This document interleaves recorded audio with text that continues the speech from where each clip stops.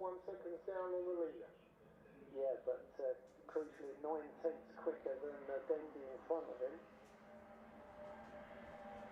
So another lap and could see Dendy's 4th place under threat.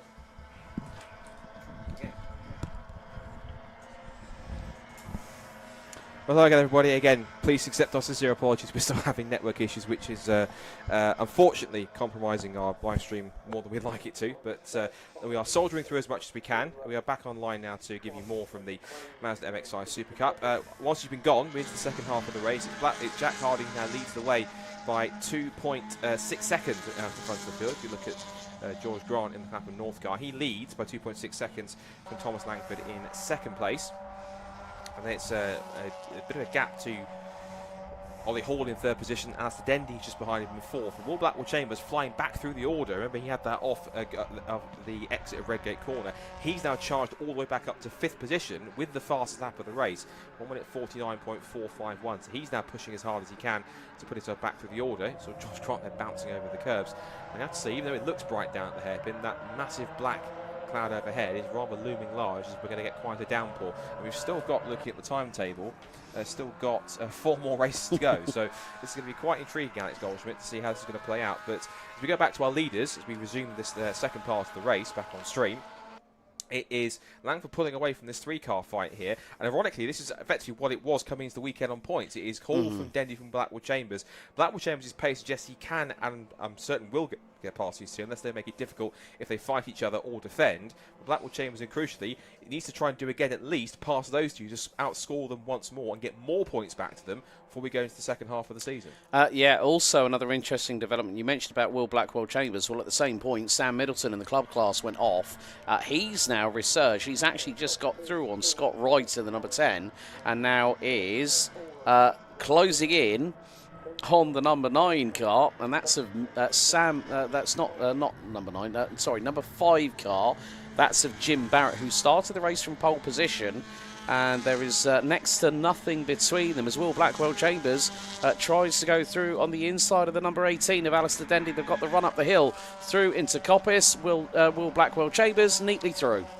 Yeah, that's a clean pass to get him up into 4th position then. And that will now see his next target being Ollie Hall up the road in 3rd. The gap was him across the line. Well, Blackwell Chambers was about 7/10 off Ollie Hall. The gap has gone a little bit more because those two have been battling. Up towards the S as they go once again. This is lap 7. As they wind their way down the hill towards the bottom end at the hairpin. And it's Harding still leading, Langford in 2nd place, Hall now closing up, so off the chicane, Will Blackwell Chambers really gave it some through there with a lot of pace. Meanwhile, for the club class lead, it looks like Sam Middleton going around the outside of Jim Barrett. There's another plane takes off from East Midlands Airport in the background. We caught that perfectly. After the hairpin they go. Blackwell Chambers right on Ollie Hall's tail now as they come out onto the back of the pit straight now once again. Jack Harding, meanwhile, taking a very casual Sunday afternoon drive, 2.5 seconds out in front, but he won't be backing off as, interestingly, Langford was a 10th quicker on that last lap, but still 2.5 seconds off. Here comes Blackwell Chambers to the outside. He'll be trying to set up for the switchback exiting Redgate, but a good run sees him on Ollie Hall's tail as they now cascade their way back towards the Craner curves. He's just almost meander and wind their way down towards the bottom of the hill at the old hairpin. Blackwell Chambers continuing to apply the pressure. Out over the curb. And now they make the sprint back towards the left-hander. You can see there's a bit of a heat haze on the circuit now. It's just getting a little warmer out there, even though the skies will suggest that there is some rain imminent. Blackwell Chambers continues to hustle and just try and prise open the door for a move on Ollie Hall. He's got a possible opportunity here, but all those to block. And look at Dendy taking full advantage. These two hold each other up. Hall goes very defensive on the outside, but Alistair Dendy goes 2 for the price of 1 round the outside at Coppice Corner. That was always going to happen if those two kept on fighting. Now it's going to be 3 abreast with now Will Blackwell Chambers. He's going to put it on the outside, Dendy on the inside. In the middle is now Ollie Hall. They both go either side. They'll both get him on the brakes towards it. Ollie Hall backs out. And will Blackwell Chambers get past Dendy here around the outside into the chicane? Yes, he will. He's up to 3rd position, and that's crucial. He needs to be ahead of these two by the time he gets to the checkered flag, because as we mentioned, coming into the weekend, he was behind both of them. They were the top 2 in points in the championship. And also, in the meantime, developments in the club class, Scott. Sam Middleton has finally got through on Jim Barrett to take the club class lead, and the number 9 now running 6th overall. In terms of the club side of things, you've got Jim Barrett rounding out 2nd in the class P7. And then rounding out the top 3 is the number 72 of Steve Kite, who is down in 10th position. As you see in the background of the shot, with Will Blackwell Chambers starting to pull away from Ollie Hall in the number 27, who still has Alistair Dendy closing in on his rear bumper. Dendy has to go avoidance to the left-hand side of Redgate, as the 64 Kamal Kelsey making his resurgence through the field. He's trying to look for a move on Jim Barrett, heading into Redgate, Hollywood, and then into the Craner Curves. So, again, with 4.5 minutes remaining on the timer here, Scott, anything is possible, and it's just about putting your money where your mouth is. Certainly will be, considering the time is ticking down quite quickly. Back towards McLean's now, with not much longer left to run on the clock. 40 minutes left of this final Clapham North Mazda MX-5 SuperCup race of the weekend. Still, Harding leads there. The gap has come down, though, because last time by, Langford was about half a second quicker. He's brought the gap down to just a fraction over 2 seconds, and we'll see if he can go quicker this time by. So Jack Harding might have, not necessarily backed off a little bit, but Langford's found a little more pace in the AB Motorsport number 75. Blackwell Chambers is in 3rd position now, and has pulled about 7 quarters of a second, 3 quarters of a second clear is what I wanted to say. And that gap visibly looked a little closer than 2 seconds. I think Thomas Langford is certainly pushing, and I wonder if Langford has an opportunity here, whether he senses a chance to close in. He hasn't got very long to go, given that lap times are about 1 minute 50. So you'll be looking at 3 minutes 40. So they're going to go on to the last 2 laps of the race here as they come through. There goes Blackwell Chambers, still with Hall and Dendy in pursuit. That's the Dendy in 5th place. Now the gap's come down to a second. So Thomas Langford on an absolute charge here. Now he hasn't won an MX-5 Super Cup race before. Now I wonder on this one, is it going to be potentially a win for Jack Harding, or can Thomas Langford potentially steal his first MX-5 Super Cup win in his first season in the championship? You don't usually find first-time winners for first-year drivers in the MX-5 Super Cup, regardless of experience level. But Thomas Langford, with the pace that he's setting, he did a 150.0. Did admit to me in the post-race interview after race number 2 that the tyres were going off a little bit towards the end of the race. So it seems like Jack Harding is trying to build that gap and then micromanage it, I would say, a little bit more. But with Langford, I mean, he's had 2 third places this weekend so far. And now he's in the prime opportune window to have a shot at Jack Harding. And if Jack Harding's tyres have gone off the face of a cliff, there it is. That is not even a second. That's probably about 3/10 at best. They come out of the Melbourne hairpin. So we are going to pretty much go on to the final lap of the race here, Scott, for the Clapham North Mazda MX-5 Super Cup Championship. It's Harding versus Langford. Game on.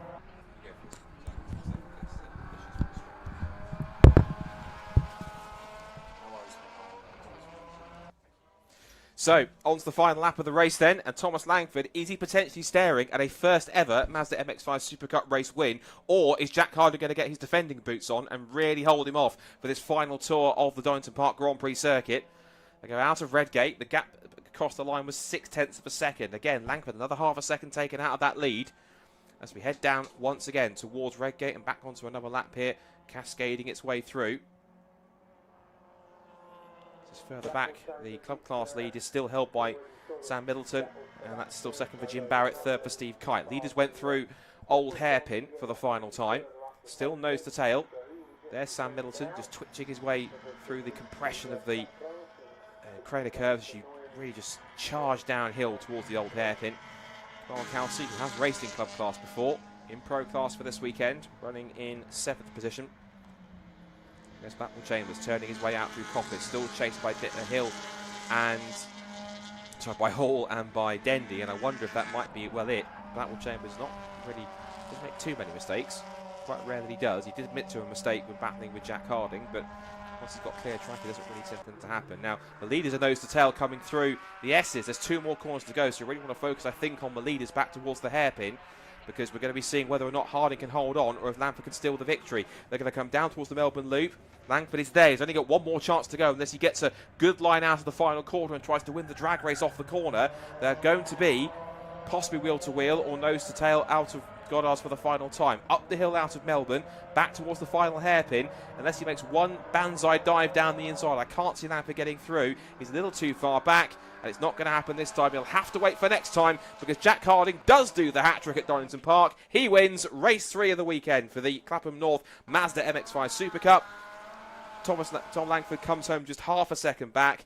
He'll know he got very, very close. He's been second many times before, but that first win is certainly going to come. Blackwell Chambers takes 3rd. Ollie Hall takes 4th. Alistair Dendy takes 5th. And just across the line in 6th to take the club class victory is Sam Middleton, just ahead of Kamal Kelsey, Jim Barrett and Steve Kite, because Scott Wright has been given a 5-second track limits penalty. That drops him outside of the top 10. 15-second track penalty. So it looks like he's taken more track limits penalties across the way. There's battles further back going on. This, I think, is between Paul Hennin, Graham Rumsey and Clive Powell, because there's Christopher Ginn running in 13th place, about to take the checkered flag. And then behind them, the only cars that are left to take the flag, as we see side by side between Clive Powell and Graham Rumsey, and they make contact on the exit of Goddard's, and out of the cockpit goes the arm from Graham Rumsey, thinking, well, what was all that about, Clive? But I'm sure if there's anything to discuss, it'll be in the stewards' room rather than right now as they come through. We also lost, it looks like, from our, again, forgive us for our technical issues, but it looks like we lost Max Brown from that race on the second lap of the race. The only other car which we didn't get towards the flag and pitted late on in the race was Alex Jones in car 33. So sadly he wasn't able to take the flag himself either. So, another entertaining weekend for the Clapham North Mazda MX-5 Super Cup. And Harding will certainly be pleased with his weekend's work, making only his second appearance of 4 this season. Doesn't have the finance for a full season, but hopefully if he keeps on putting in results like this, then some sponsor will look at his outfits and say, quite fancy backing that, and if he keeps on winning, it's only going to make his sponsors happier and happier. So, conclusion, possibly multiple penalties for track limits. Then Christopher Ginn, Paul Hennin, a little scuffle between Clive Powell and Graham Rumsey at the final corner, but Powell finishes ahead in 15th. Then Graham Winston, and we lost Alex Jones to the pits 2 laps on the end, and Max Brown retired barely 2 laps into the race. So, the cars head down to pit lane, where they'll be greeted by Alex Goldschmidt. And whilst he does that, we'll be gearing up for our next race of the weekend. 4 races to go this weekend. First of those being the last one of the event for the Demon Tweeks Audi TT Cup.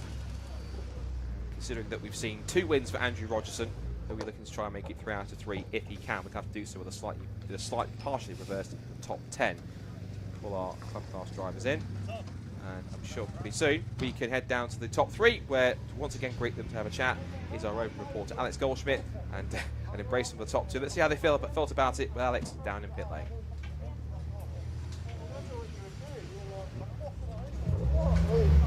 Right, okay. Clapham North MX-5 Super Cup Championship at an end, and it is the trifecta. Jack Harding, how on earth did you hang on? I think your tyres were going off the end of a cliff towards the end of the race, because Tom was catching you hand over fist. I'll wait for you to get your race helmet off first. But you must be one happy bunny. That was a hard race 3 victory there, Jack. Yeah, I thought I'd got the job done really, and I'd got a nice big gap, and I'm a bit disappointed, to be honest, that it was so close at the end. But I went out a few PSI higher then, because I thought it was going to rain. And literally I got to about 5-6 minutes to go, and I just started losing the rear, and I came into the last corner, and I thought I thought I was going to spin. I was just full lock the other way, and then I came out, and then that was my gap gone then. And then on second to last lap I missed the gear coming out the last corner as well. That brought it moving closer, but Tom's a fast lad, so I knew if he got onto the back of me then it was going to be close. But no, I felt like I had the pace. It was really good. I just got through them, was patient really in the first lap or so, watched what people were doing, and then got through, and then I was just watching my lap times, lap after lap, within a couple of attempts, and I was happy with that. But like I said, tyres fell off the cliff. Well, there you go, Jack. Congratulations. Good luck for the next round of the season. But who do you want to say thank you to? Oh, just my family, my wife, my dad, my friends, Ryan, who's come to help, all my sponsors. Honestly, absolutely everybody who helps get me here every weekend, and all at Home Sport as well, and AK Motorsport. Honestly, fantastic. Well done, buddy. Congratulations for the 3 wins this weekend. Mr. Langford, let's get you over here for a moment. It was so close, 2/3. You were right up that man's twin exhaust pipes, and it was 6/10 at the end of that race. Just talk us through it from your perspective. Congratulations to Jack. I spent the whole race trying to hunt him down. He's super consistent, and I was trying to do the same. I think his tyre went off coming into the last corner, which helped that gap. I was trying to keep my tyres in check, and then mine went off when I reached him, which was fantastic. I thoroughly enjoyed the hunt. Hopefully I can make that catch next time. I do want to thank my sponsors, Next Wave Safety, Mofolio from Germany, Caesars Auto Electrical and AB Motorsport for the car. Brilliant, Tom. Congratulations. Twice a third place finisher, now runner-up. I'm sure that it's going to be not too long before we see you on that top step of a podium holding a winner's trophy this year. Thank you very much. I've had enough of second and thirds for now. So. You've had a stomach full so far, but well done this weekend. Great consistency. Let's see if we can bring right Mr. Will Blackwell Chambers. May I have your assistance, please? Oh, right. I was just about to say I was going to say, because that was if we come around this side anyway, because it's not just the windscreen that's taken a brunt. I'll tell you what, if you stand there for us, Will, we've got the mesh grilling on the front is missing. We've got a pebble dashed by gravel windscreen. Well, because it was you on the outside, I think it was Sam in the middle. I couldn't remember who was on the inside, but it was 3 going through at Redgate into Hollywood, and it was a bit of an elbows out affair, wasn't it? Well, I'm not quite sure who made it 3 wide, whether that was me or someone else. But yes, I seemed to come off worse. We went from nearer the front to nearer the back. My view was hindered for the rest of the race. Can't really see much out of that windscreen, but we still seem to do some decent lap times. Don't know who got fastest lap, but you did. That's not bad, is it? Fastest lap, by not being able to see where you can go. Well, you did a 1:49.451. The best lap from Jack was a 1:49.773, and from Tom was a 49.790. So apparently you just need to close your eyes and you'll go faster around this place, so that's not too bad. But no, we got Clapham North MOT on board. I'm sure they'll be able to get me a new windscreen for the next round. Get it MOT ready. Well, Will, congratulations on this weekend. Consistent as always. We'll see you next time. Cheers. Right, well, with that being said, that's it for...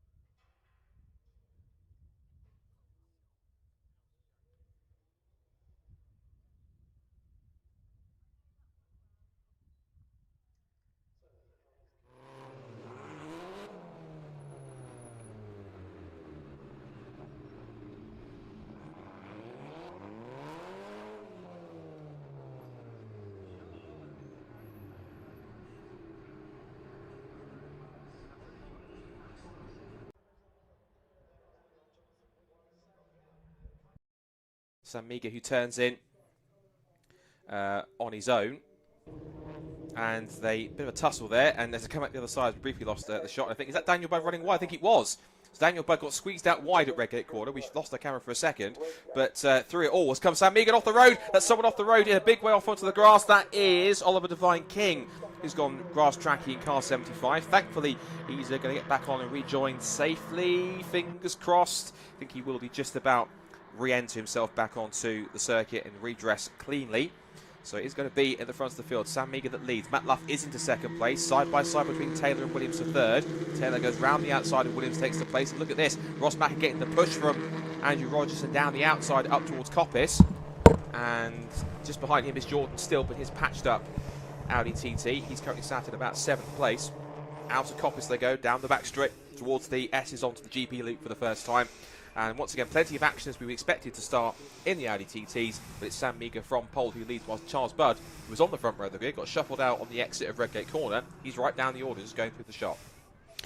Yeah, again, the Demon Tweeks Audi TT Cup Championship has really been one to watch as we see a move for the lead. That is going to be Matt Luff through at the Melbourne hairpin.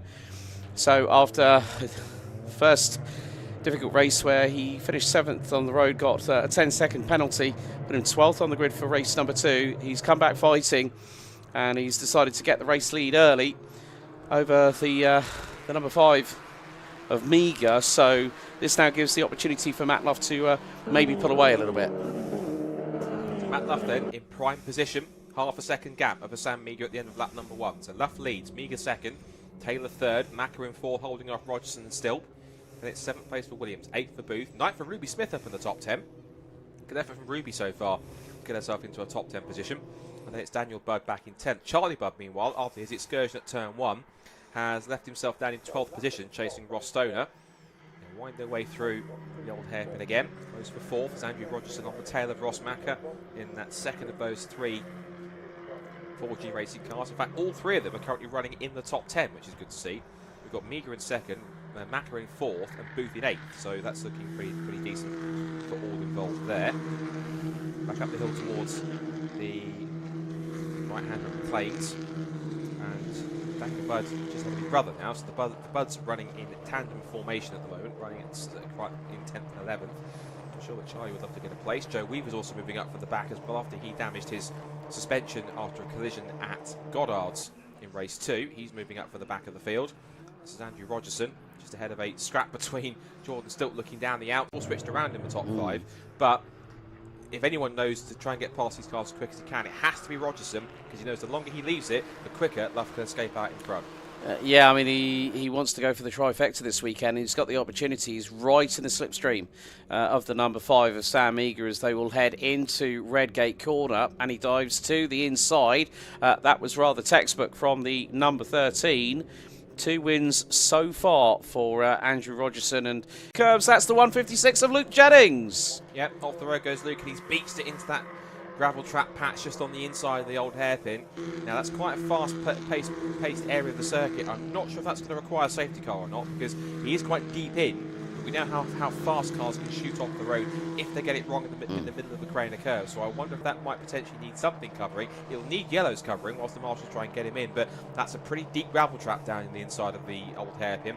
He's not going to get out of there on his own anytime soon. I think he will need some assistance, and that means that Marshall will have to run across and try and get him. You don't really want marshals in a very fast part of the course like the Craner curves, and there's a risk of cars, if they get it wrong, just snapping sideways and going up onto the grass. And I think possibly that position is going to be a little too much to carry on under at least weight. If he can get a good restart once we get back underway again, pick off Ben Taylor quite quickly and then put Luff under pressure, there's every chance he could go for 3 for 3 and the hat-trick like Jack Harding in SuperCup. Yes, I completely agree there, Scott. I mean, Jordan Stilt now ahead of Sam Meagher, but they've actually swapped positions, so Stilt behind the number 5 who started on pole position in this partially reverse grid race here for race 3 of this round at Donington Park. So also in the meantime, I did see a nice little move from Joe Weaver, and that was on the inside of the 47 of Daniel Budd.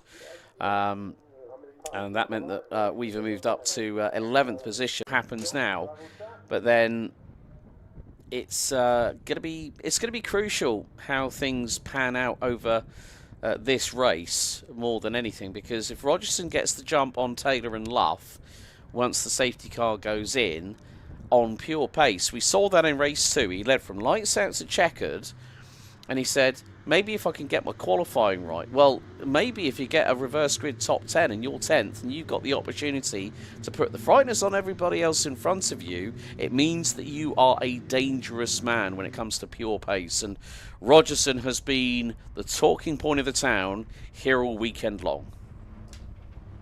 He certainly has, and he's really proving himself to be quite a bona fide. He's a bona fide race winner now, and he even said, I remember in the second interview, that he was prouder of that second race rather than the first one. Of course, you never forget your first. Not just to win when he gets a lead like given to him, but he can get a lead when he's got it from the front and can lead from the front and do it with confidence. And that's quite key for him as well. So if he can do that, pick off Ben Taylor, then put Matt under pressure in the final few minutes that we'll have left, I think he could be potentially contending for a hat-trick of wins.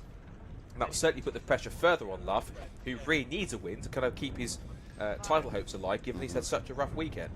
Yeah, and also the fact that Matt Luff's fastest lap of the race so far, 1:45.947.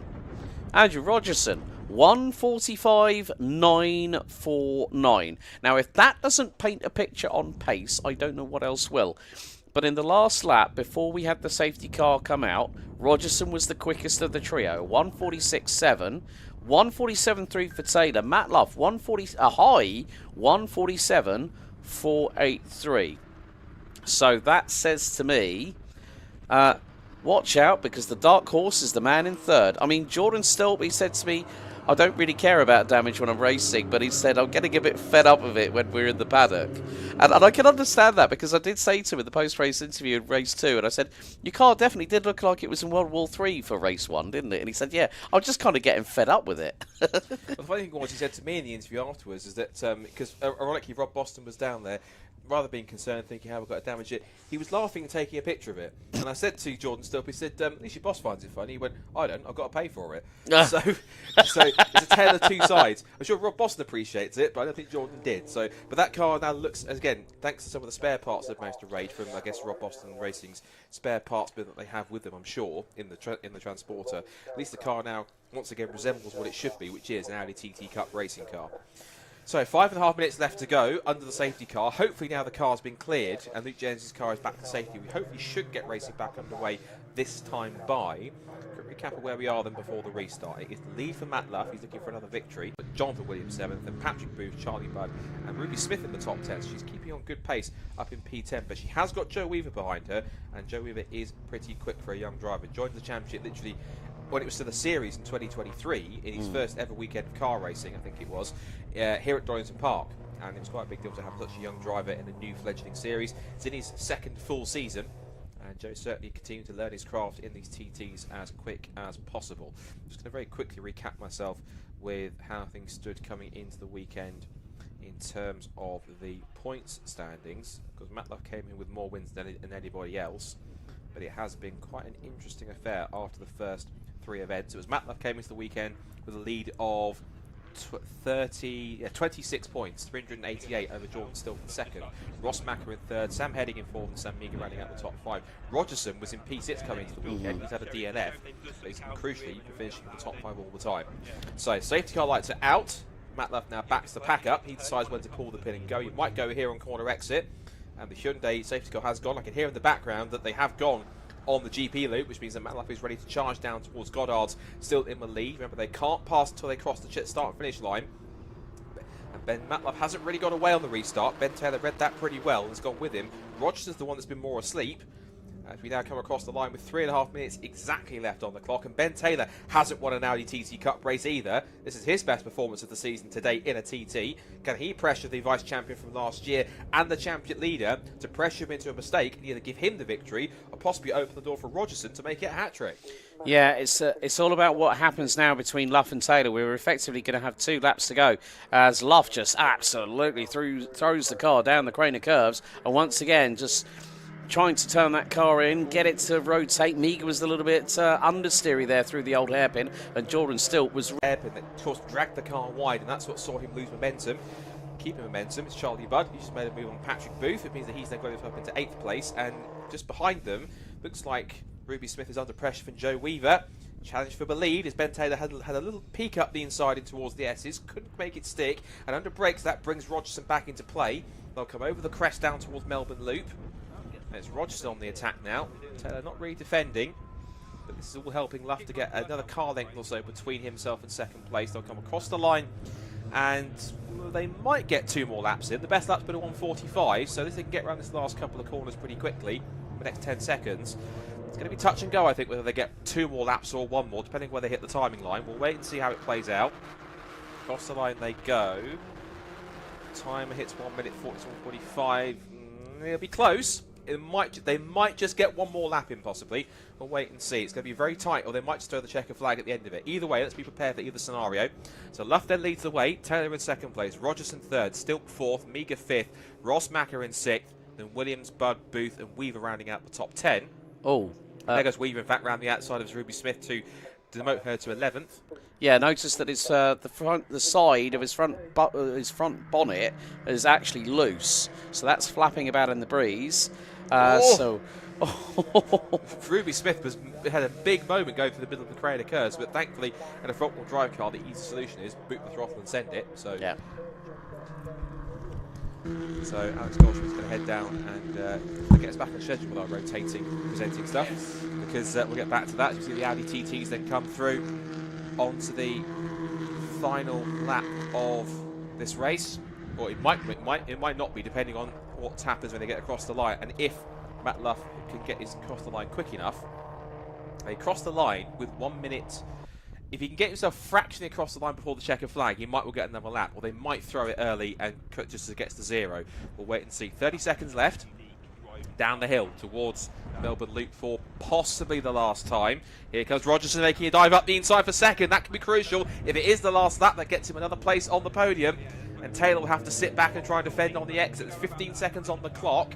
Now, is the checker flag being ready? I can't see out of my position, but we'll wait and see when they come onto the pit straight. Matt Love comes to the line. Now, this is going to be a win for him, or is it going to go on to 1 more lap? They might just run out of time here. Up to the line they come, and it's a checkered flag. So Matt Love does indeed take victory once again in the Audi TT Cup, sponsored by Demon Tweeks. Look at this for 5th position behind. It's side by side between the 4G racing cars. Who got it at the line? It was Meager on the line by 1/4 of a second in the end. So Luff took the race victory, Rogerson second, Taylor third ahead of Stilpin fourth, and the 2 4G racing teammates were wheel to wheel across the line, and Sam Meager beats Ross Macker by 1/4 of a second to pick up 5th position. Jonathan Williams 7th, Charlie Budd in 8th, it's 9th for Patrick Booth, and 10th for Joe Weaver ahead of Ruby Smith. And there's a late penalty also for Daniel Budd, 5-second penalty for track limits. And that will put him down to 14th place in the result. So, Matt Luff then, back to winning ways, and I think it's very safe to say he really needed that victory, because of course he has taken so far this year 4 victories out of the first 8 races that have been run, and he missed out in the first 2, but finally Matt Luff does get back to winning ways with his 5th win of the season. I'll get it right eventually. 5th win of the season from Angie Rogerson in second place. He misses out on the hat-trick, but is only 1.4 seconds away in second. Ben Taylor gets third. Jordan Stilp fourth. Sam Meager beats his teammate just to the line to pick round out the top 5. Then Ross Macker, Jonathan Williams, Charlie Budd, and then it will be Patrick Booth and Joe Weaver. Ruby Smith, a very solid 11th place from Ian Dowler. James Blake, a penalty for Daniel Budd, pushing him down to 14th for track limits. And then it's the last car across the line, Mike Harris, and we lost from that race Ross Stoner, Luke Jennings, who went off the road into the gravel, and Oliver Devine King, who went off also at the crane of curves across the grass, and he missed out on the result. So, 2 wins for Andrew Rogerson, 1 for Matt Luff, and that means now they'll go to the next round of the championship following on with, hopefully, more gusto in tow. They head off to Croft next month, in about a month's time or so, for the next meeting, just over a month. Very fine circuits, Croft in North Yorkshire. Flat, fast, and certainly a place that will suit these Audi TTs. One of our marshals replacing one of the floppy markers. Big thanks again to all of our marshals, officials, volunteers, everyone else that makes these race weekends happen. Without you, we simply couldn't make it happen as much as we do. And the cars will make their way in towards pit lane shortly, where they'll be greeted by Alex Goldschmidt down at the end of the pit lane. And here they come, giving away to some of the spectators that are hardy souls watching on our bottom end, top 3, where Alex is waiting. There it is, championship leader. Car is board number 1, P number 1 for the championship, P1 in the race. That's also, of course, a first podium for Ben Taylor too, so keep an eye out for that as well. And then as they climb, they pull up and climb up, we should bring hopefully. Right, okay, final race of the Demon Tweeks Audi TT Cup Championship here at Donington Park. And finally, the breakthrough has happened for Matt Luff in the number 72. Let's wait for him to get his hands device and race helmet off, but it was very, very close at the end of that one. The winning margin, 1.4 seconds. Matt, it's been a difficult weekend. First 2 races didn't go quite to plan, but race 3, well, it needed to happen. Yeah, 100%. Really happy with the result. Like you said, I think this weekend has been one to forget, at least the first part. So yeah, it's nice to come away with a win, get some good points, and yeah, sort of head forward, move on to the next round. I think it also can be character building. That obviously race 1, you got hit with the 10-second time penalty for a full start, but then also the contact between you, Sam, and Jordan coming out of Goddard's. It got a bit messy, but you know, you were fighting like a man possessed. You came through the field from, I think it was 12th on the grid for race 2, and still to get good, solid points. It means that the championship is far from over. Yeah, 100%. I mean, there are at least sort of, I can think off the top of my head, 6 or 7 guys that can win the championship and more that can win races. So it's going to be a good battle, I think, right to the end. And yeah, I'm looking forward to it. On to Croft is it next, I think, one of my favourite circuits. So yeah, I'm looking forward to getting stuck in. Yeah, going up to North Yorkshire, a wonderful circuit, one that I love. It's going to be fast, technical, but congratulations on the win here in round 3, race 3 here, Matt. Thank you very much. Right, okay, let's get Aaron, let's get Mr. Rogerson over here. Right, firstly, get you to just stand in front of your car. 2 wins and a second. Yeah. It was close, Andrew, but you got to say that is a pretty good weekend of consolidating some major points. Yeah, I mean, you know, we didn't have a great start to the year. We've been consistently 4th and 5th. To find all the issues we have done back at the workshop, it's been great. I mean, it's a shame about the safety car. Supporting me. Thank you. Brilliant. Well, Andrew, all the very best of the luck for the next round of the Demon Tweeks Audi TT Cup Championship. Let's bring Mr. Ben Taylor over. Ben, come over this way for a second. 3rd place in that one. Yep. For every single driver in the Demon Tweeks Audi TT Cup Championship, it is close combat, close course, but thrilling. I mean, it's to get a P3 in your final race of the weekend. How are you feeling? Yeah, absolutely delighted with that. First year in the championship, so yeah, it was a tough start first 2 rounds, but I think we're starting to get the hang of it now. Yeah, I mean, I remember, you know, driving these as road cars. Very different as a race car. You know, when you got the roll cage, everything's stripped. There's no AC. There's no creature comforts. It's like you sweating like a pig in a blanket, just trying to get moves done. But it always shows that at a circuit like here at Donington Park, we had that safety car after we saw one of the drivers go off at high speed at the Craner curves. That's not a point where you want a Code Brown moment to happen. No, absolutely not. But to be fair, they're really good cars to drive. I've just done 2 years before this mini challenge. Yeah. So can't wait to marry you next month. Fantastic. What a wonderful note to end that on. That's it for the Demon Tweeks Audi TT Cup Championship here at Donington Park, as now it's time to return for the final race of the Kent Models Mazda MX-5 Championship. So, Scott, back over to you. Thank you very much, Alex. I think it's safe to say, given what they did earlier on, I think we're all looking forward to this one. Race 3 of the weekend for the Kent Models Mazda MX-5 Championship. If they can produce a race like they did earlier on before lunch, 11 races so far run, 11 wins he's taken. Houdini himself couldn't even do a better job. He is Houdini in this sense, because anytime he loses the lead, he always magically finds a way to get it back, and it's such a brilliantly put together car. He's just enjoying the whole experience. I think maybe because he's so relaxed and not actually thinking too much about pressure for winning, that's probably where the confidence for him is coming. He's just racing because he loves the fun of it. He started at the back of the field in 27th position, charged his way through to be in contention to take a race victory, his first of the season, and only narrowly missed out by less than half a second in the end. It was an absolute thriller of a race that I commend you to go and watch back on the first working part of the stream that we had earlier on this morning, because it's someone that you absolutely have to see, and there was a reason why both myself and Alex were absolutely brave. Then goes for 12 and 12, but Adam Sparrow could be his closest challenger, particularly going from 27th to 2nd in race 2. Steve Foden and Michael Green come next on the second row of the grid from Thomas Walker and Steve Bartlett, then Martin Tolley and Andrea Baluev, Adam Craig and Connor Clifford, then James Seal and Pete Smith round out the top 12 positions on row 6. Row 7 is where we find Neil Chisnell and Chris Thelwell. Watch for him from the 7th row of the grid. Paul Tucker and Harry Storr then come next on row 8, followed by Richard Bartlett and Donovan Dyer, who got a really good rookie result in race 2 earlier on, so congratulations to Donovan for getting himself up the order. Matthew Taylor and Ozzie McLean on the top 20, from Clive Chisnell and Richard Wooden, and Tim Storer, Simon Privet, Dennis Pilmonkin, Matthew McLucky, who also came into the pits at one point, and Tim Dorr, who's right at the back of the field, in 27th position with work to do. So, how do you call a race like this when the results have all been the same, but even though the results show 11 wins from 11 for Ali Bray, that doesn't tell the full story by a long shot. It's going to be a very fascinating event. I'm keeping myself calm here because I'm feeling it's going to be 20 minutes of pure Mazda MX-5 racing action. We're sponsored by Kent Models, new championship sponsor for this year. Thanks to all involved in Kent Models for supporting the championship, and I think we have an opportunity to really put a good result in the books.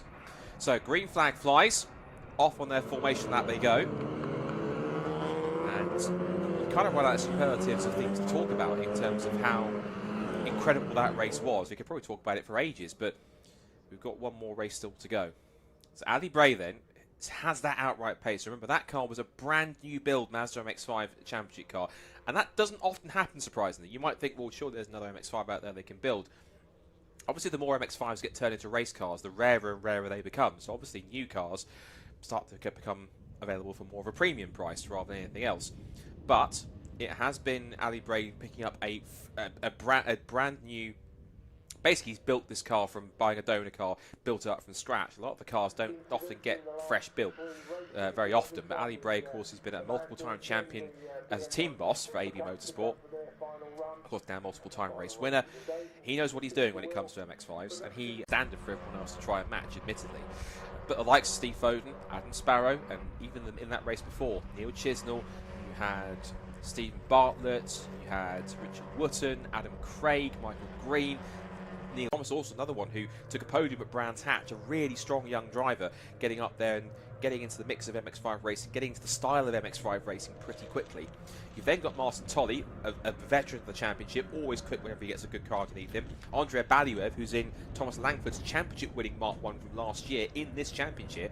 He's basically the top Masters driver in the field in the points, in 8th position. Connor Clifford's getting stronger. James Seal, who wants to warm his tyres up a little bit there, you see as he's lining up. But as we then get ourselves ready for what I'm certain is going to be, hopefully, in another 20 minutes, it's going to leave us absolutely breathless, Alex Goldschmidt. Race 2 is going to be hard to top. Yes. Can they manage it? Anything's possible, especially when it comes to the Kent Model Mazda MX-5 Championship. You didn't say yes or no. That's the right answer. You said something else, so that's the correct thing to say.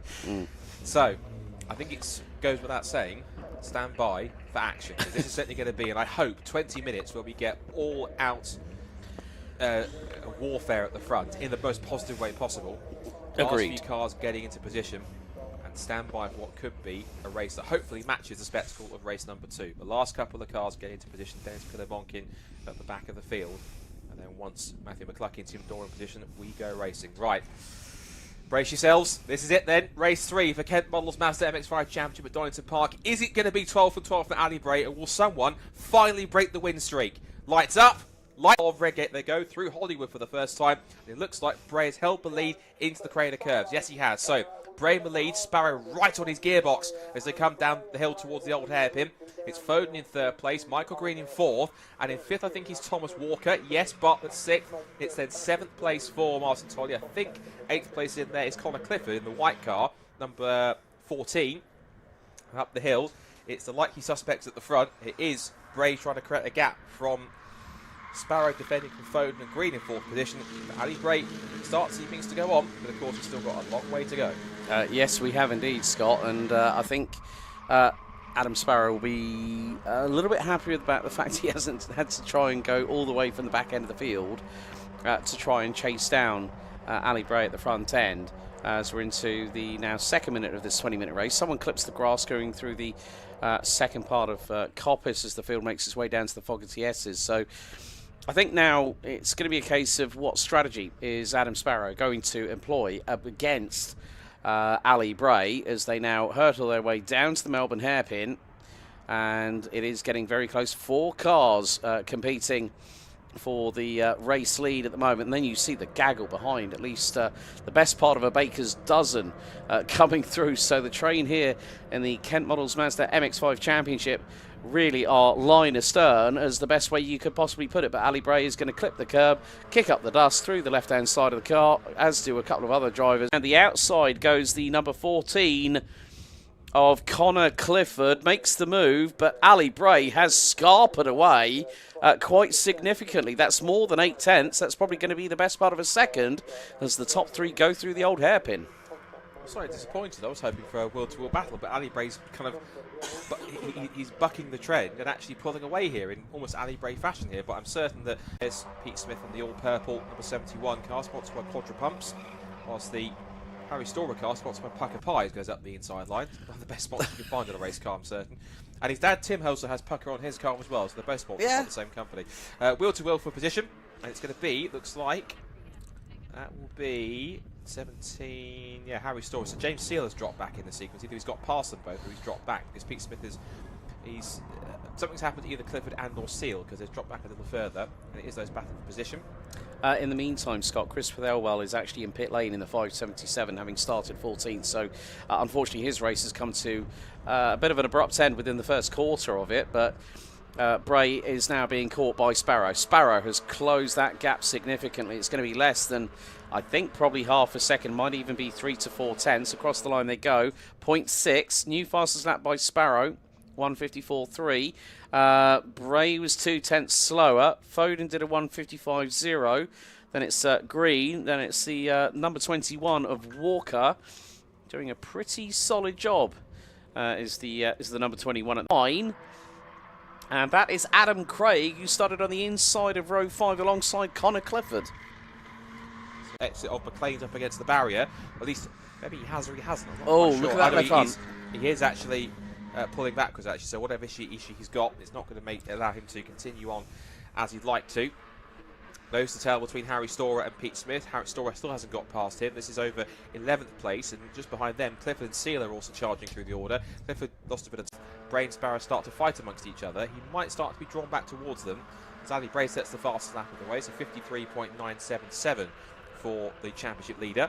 And there's Tim Dorr. Now, Tim Dorr, I should mention, is absolutely flying. He started at the back of the field in 27th position. He comes across the line and he's all the way up into 12th position in 3 laps. That's pretty impressive. And he's going wheel-to-wheel with Connor Clifford, who's just ahead of him. So this will be 11th place if he can take it, which he almost does. I thought he would, but Clifford stands his ground on the inside line. He comes Seal on the inside to make it 3 abreast, not 14th place. Yeah, I mean, James Seal, running with the Misty Racing crew, you know, has found, as I said, sim racing to be quite useful. Obviously, with the iRacing platform, Mazda MX-5 is one of the free cars you can get on it. And he's used that to really, to see him pull that kind of bravado off in such an early stage. His first year of car racing here at this event, and at one of the most fearsome places in British modern-day motorsport, the Craner Curves. You've got to have stones to do that, and he definitely shown that he is going to be one. Oh, but no, not again. Tim Dorr, trouble again for the number 7, and this time it's Adam McLean's. Adam McLean's, and hopefully not too much to the gravel. No, he's spinning his wheels. And do I fear that might be a safety car if he can't get it going again? Chris Thirlwell's also pissed as well, but the Marshals are pushing him. Good effort from the Marshals, well done. So that will not be a safety car. Tim Dorr gets going again, but he was as high as 13th even. With regards to Green in the 22, I actually noticed there was some damage to the left front, and actually the wheel was cambered at the top, so it was very much like the Australian supercars. The way that they have their wheels cambered, so damage to the front wings, suspension. Schwantz curve round the outside, up into McLean's. And at this point, will he have the inside line? It depends. That is going to be so close. And Craig goes round the outside of him. Craig was round the outside of him. They're still going to be wheel to wheel into Coppice. Can Adam Craig pull this off? He's going to give it a try. They've got the number 8 of Chisnell, and Chisnell's giving Walker a tap from behind to bump him forward. At the front with the leaders, it is still Bray who leads it from Sparrow in second place. This is the almighty 5-way scrap going on for fourth behind 6-way scrap now because Martin Tolley has joined in. And Ballyou and Bartlett side by side for what will be 7th position as the leaders come out of the hairpin. And Steve Foden, who has the fastest lap of the race, trying to close in on these top 2 as Sparrow keeps in the wheel tracks. And they're giving us the race that they were hoping we promised. Now it's starting to... Now the race has matured a little bit. We're going towards the second half of the race. Now we're seeing them start to close in here. They've got 10 minutes and change to go. And still, Ali Bray leads the way. It's still on course for that incredible 12 out of 12, 100% unbeaten run from the end of Donington Park. I actually thought in some ways it would have been possible for someone to beat him, but at the moment, the way it's going, it might not be possible. Although Foden is motoring along, 153.6, new fastest lap of the race, as I mentioned. And this fight, but he has pulled himself physically alongside as they come up towards McLean's now on lap 6 of this 20-minute race.